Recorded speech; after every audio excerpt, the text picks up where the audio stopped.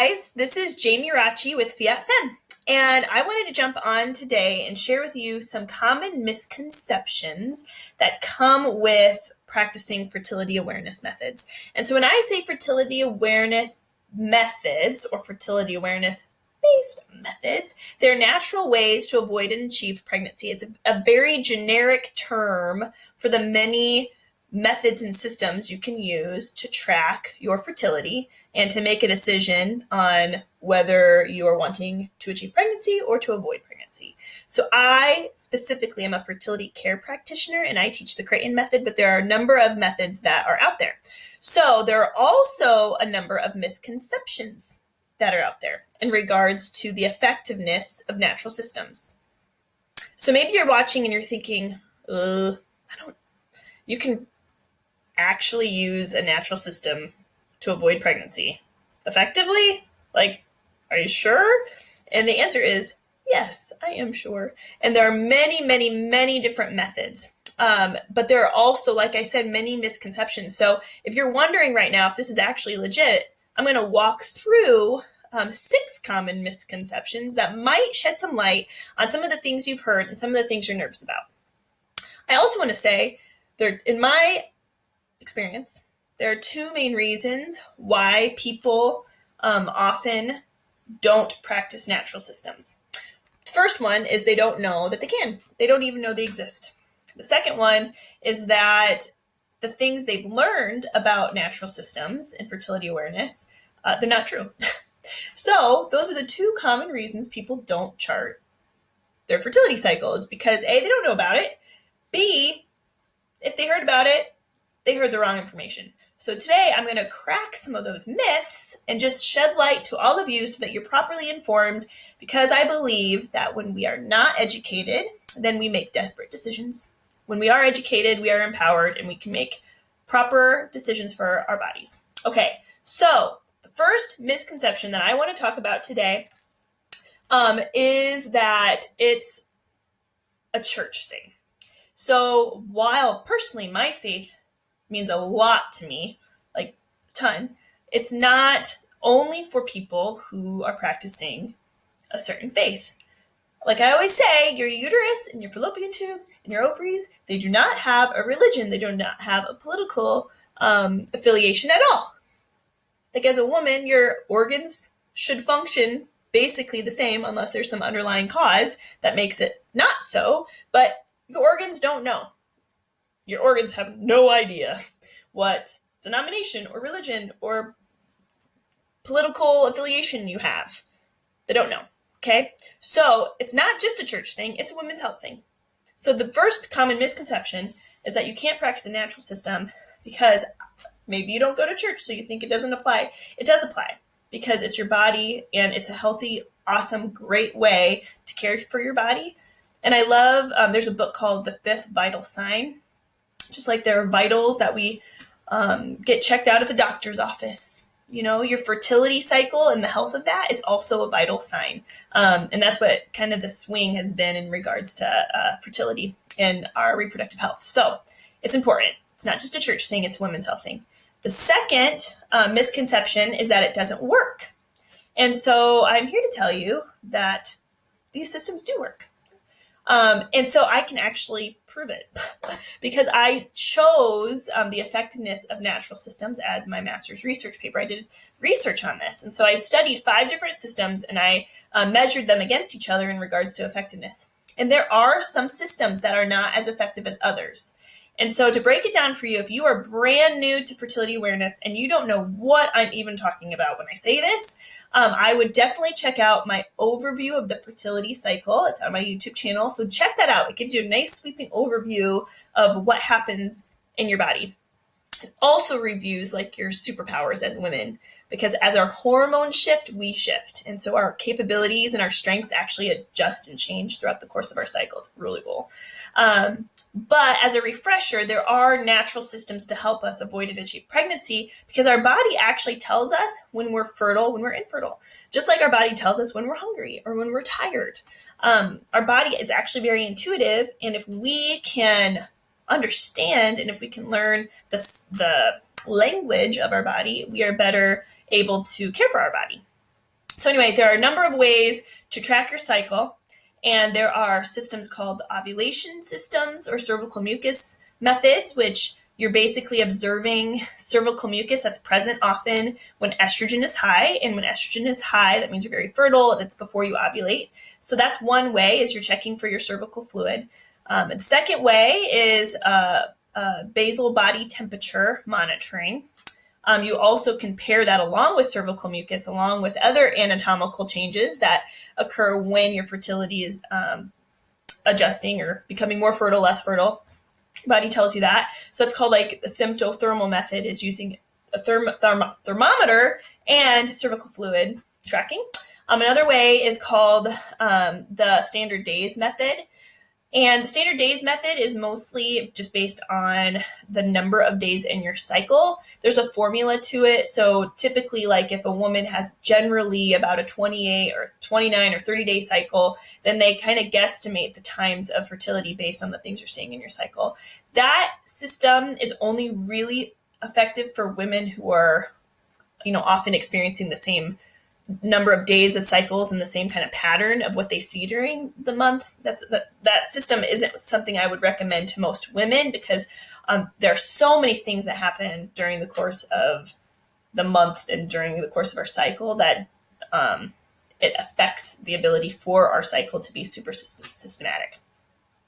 And then there's another system called the 2-day method, and that's basically asking yourself about mucus, but you're not charting anything. And so anyway, main point, there are a lot of different systems, and I should probably just do another YouTube video on all those different systems. But in regards to the second misconception of it's ineffective, it actually is very effective. It just is based on the system you're using. So like I said, there are more systems than the systems I even just mentioned now, and they all range in effectiveness. And the systems that are most effective, of course, are the systems that are most studied and that rely on your biological markers, because your body changes as your hormones change and your fertility changes as your hormones change. And so basically these systems help you understand when you're experiencing the time of fertility versus infertility. So they're very effective. 99.5% effective is the perfect use with the system I teach, which is Creighton, and then 96.8% is the imperfect use. Basically, humans aren't perfect 24/7, so knowing that's about 96.8% effective. That is the same effectiveness of the birth control pill. And the birth control pill very much varies based on the use of the birth control pill. Like, are you taking it at the same time every day? Are you taking it every day? Same thing is true for fertility awareness. You learn how to chart your cycle. And then the question is, well, it's really up to the user. Are you using the system like you were trained? And so that's why it's important to meet with somebody. Okay, so that's the second misconception. So the first misconception is it's a church thing. The second misconception is that it's ineffective. The third misconception is that it lacks spontaneity. So when charting your natural cycle, there are times of natural fertility and natural infertility that you are trained to understand. So some people are nervous that if they aren't infertile every day, like you might be on the birth control pill, for instance, that it would decrease the ability to be spontaneous in regards to when you want to have intercourse. So this is interesting. When women are on the birth control pill, one of the most common reasons they change or they shift from birth control to birth control, or they get off completely, is because they notice that there is hardly a sex drive. And it is based on the hormones that you are taking, the birth control pill that you're taking, but that seems to be a very common denominator when women are on the birth control pill, is that their sex drive is very, very much depleted. So in regards to that spontaneity, it's kind of interesting because it takes two to tango. So if one of the two don't really feel like it, that's not really going to help anything. Okay. So in terms of being spontaneous, that's just one thing to keep in mind. Second thing to keep in mind is something I've experienced in my own marriage. When you know that there's a certain number of days that you're considered fertile, and let's say you and your spouse, you decide we're going to avoid pregnancy for now. It's not best for our marriage, our family at this minute, whatever the case may be. So you're deciding to avoid pregnancy during a certain time. What happens when you avoid intercourse? Basically, the chocolate cake effect. If you have chocolate cake or chocolate in your cupboards every single day, and you could get that chocolate whenever you wanted, would it really matter as much to you? Day to day, every day's the same. It's in the cupboard. You can get it when you want. Like you like chocolate. It's great, but like whatever. Like I get today, tomorrow, whatever. So what if somebody takes that chocolate cake or that chocolate away for a week? Well, the first couple of days you might not notice, but after a few days, you're gonna think, I really want that chocolate cake. And then a week goes by and you get the chocolate cake back. You're gonna really enjoy that chocolate cake. That is kind of what it's like when it comes to charting your cycle. Like it's so healthy for a marriage because it creates a rhythm, it creates a cadence to your month, and it makes like this moment of fertility that you're choosing to avoid at this point. It makes it like this really exciting time, so that when you find that you're infertile, you're in the infertile phase of your cycle, it kind of is more exciting. Like coming together with your spouse is just more exciting. Just like that cake example. That cake tastes better. It's more exciting because you didn't have it. And that's just the principle of waiting. Like waiting for Christmas, waiting for this, waiting for that. That's extremely healthy in a marriage. Okay, so in terms of spontaneity, I would say that while there is just a 5 to 8 day window, depending on the woman, where the woman is considered fertile. And honestly, an egg is only viable for 12 hours, like 12 to 24 hours. It's the cervical mucus that we notice throughout the course of the month that makes us super fertile. Sperm love that stuff. Anyway, that's a whole other video. But in terms of like the number of days that you might avoid, we'll say it's between 5 and 8 days during the course of the cycle. If you look at that and you think, well, I'm going to choose to alter my body, experience all these stinking side effects for that 5 to 8 day time throughout the cycle. Like, it might not be worth it. And so again, the two reasons people don't practice fertility awareness in my own understanding, the most common two reasons is one, they don't know it even is an option, and two, they don't understand it or they're giving misinformation. So that's one of those things. Like, did anybody ever say, if you're using the birth control pill to avoid, you're really only using that for 5 to 8 days of your cycle? Because all the other days, if you're charting, you're not getting pregnant. The same effectiveness as birth control. Of course, there's always times we misunderstand our cycle. There's always times you might miss to take your pill, whatever. But in terms of the effectiveness, they're right in line with each other.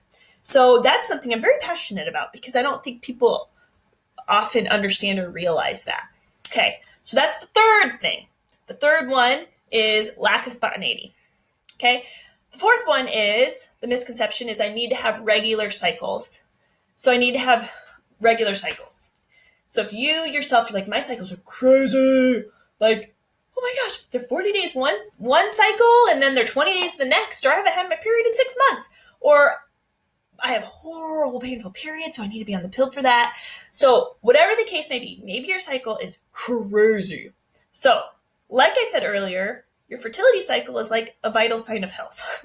So if you don't have a cycle that's like a reasonable period, moderate, heavy, light, like not super duper heavy where you're soaking a tampon more than once an hour or two, you're not stuck in a fetal position because you're in so much pain.